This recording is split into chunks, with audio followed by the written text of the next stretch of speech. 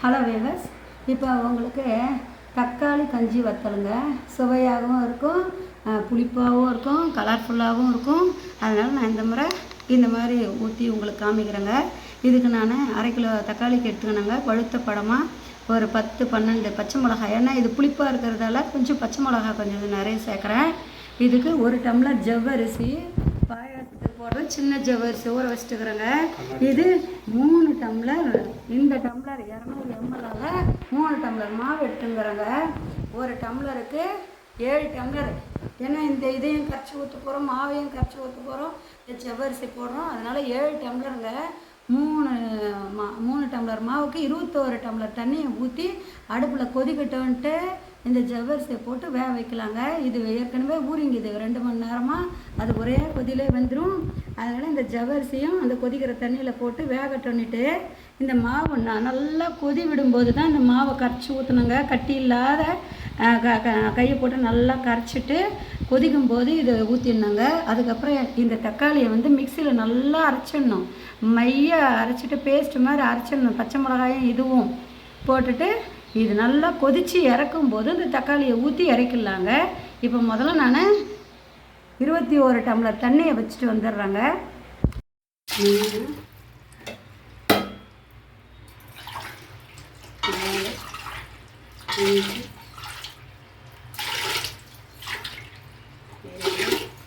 21 tumbler தண்ணியை ஊற்றிட்டேங்க. நல்லா தட்டு போட்டு மூடிடலாம், அப்போ தான் சீக்கிரம் காஞ்சிரும்.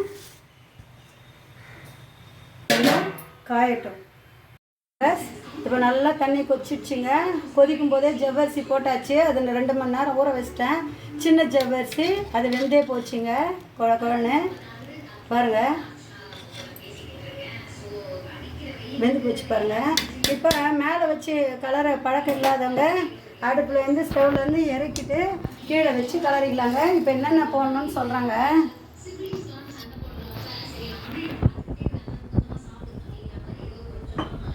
இப்போ பாருங்கள், மாவு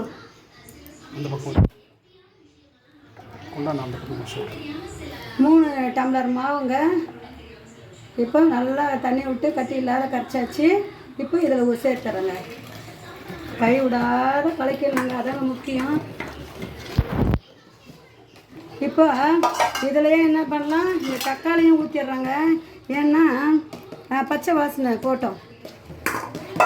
இப்போ இது அரை கிலோ தக்காளிக்கு மேலேங்க. பச்சை மிளகா, தக்காளி எல்லாம் பேஸ்ட்டாக அரைச்சிட்டேன். இதையும் இதில் கலந்துடலாம். சூப்பராக இருக்குது பாருங்கள், ரெட் கலராக. இப்போ இதில் என்னென்ன போடணும்னு சொல்கிறாங்க.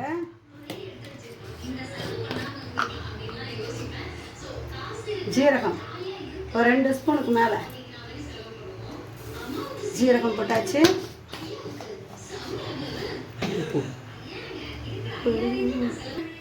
தேவையான உப்புங்க, ஒரு 2-2.5 ஸ்பூனு போட்டாச்சு. சீரகம் போட்டாச்சு. இப்போ பெருங்காயம் மட்டும் போட்டுருந்தாங்க. அது கொஞ்சம் தண்ணியில் கரைச்சி ஊற்றிடலாம்.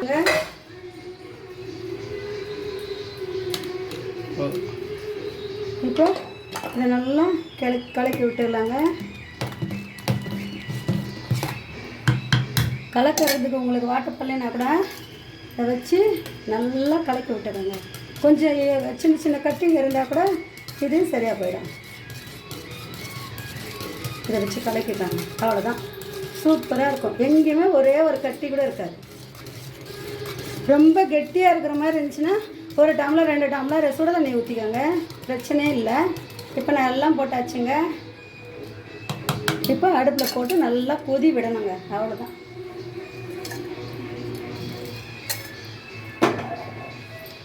கொஞ்சம் ஃபாஸ்ட்டாக வச்சிடலாம்.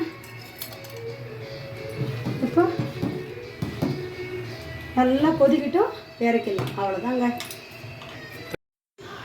இப்போ இறக்குற நேரத்தில் இந்த சின்ன பாக்கெட்டு பெப்பர், மிளகு பவுடரு இதில் நான் ஆட் பண்ணிக்கிறேங்க. சூப்பராக இருக்கும். தக்காளி புளிப்பு, இந்த காரம், அதோட உடம்புக்கும் நல்லது. இப்போ இந்த பெப்பர் பொடியும் கலந்துட்டாங்க. சூப்பராக இருக்குங்க, அவ்வளோதான். நல்லா கலக்கி விட்டுடலாம்.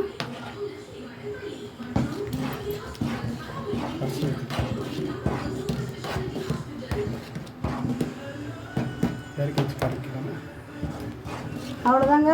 இப்போ எல்லா பக்கமும் பபிள்ஸ் வந்துச்சு. இதை எடுத்துன்னு போய் ஊற்றிட வேண்டியதாங்க. சூப்பராக இருக்கும். அப்படி எதுவும் கலக்காத மாதிரி இருந்துச்சுன்னா ஸ்மாஷ் பண்ணிவிடுங்க. எல்லாம் கலக்கிட்டா க்ளீனாக கலங்கிடும். தண்ணி பத்தலைன்னா கூட பயப்படாதீங்க. இது ஊற்றுற பக்கம் இப்படி தாங்க, இந்த அளவு தாங்க ஊற்றணும். அப்போ கெட்டி ஆகிடும் ஊற்ற. அதனால் நம்ம 1 டம்ளர் 2 டம்ளர் என்ன பண்ணணும், சுடு தண்ணி வச்சுங்க கையோட.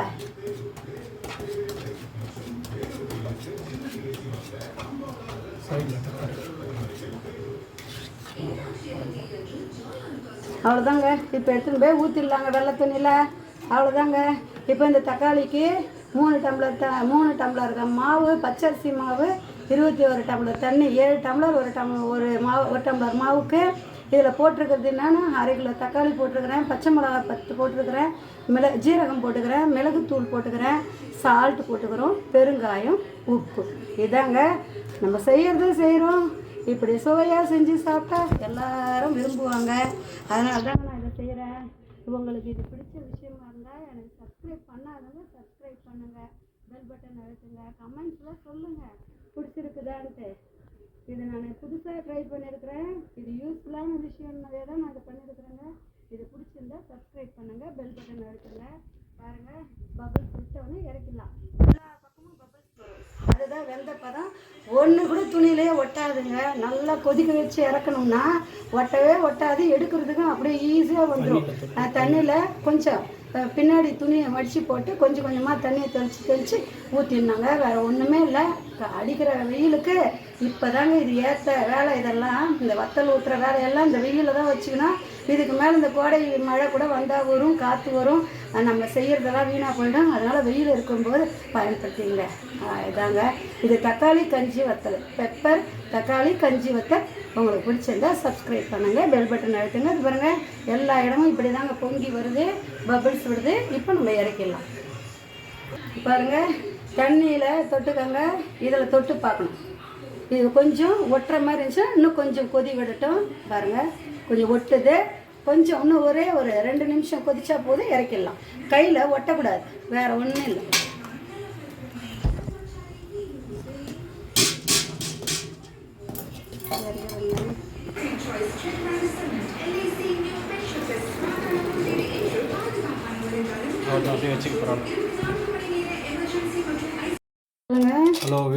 ஹலோ வீவர்ஸ், தக்காளி வத்தல் போட்டிருக்குறேங்க. வறுத்து காமிக்கிறேன் பாருங்க. தக்காளியை கூட பெப்பர் போட்டிருக்குறேங்க நான் நிறையா.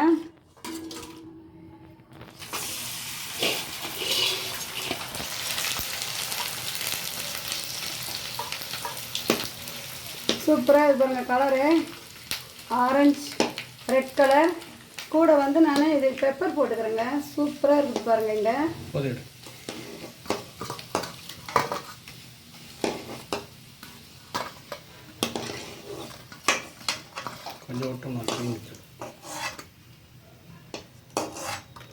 தக்காளி வத்தல் பிடிச்சிருந்தா சப்ஸ்கிரைப் பண்ணுங்கள்.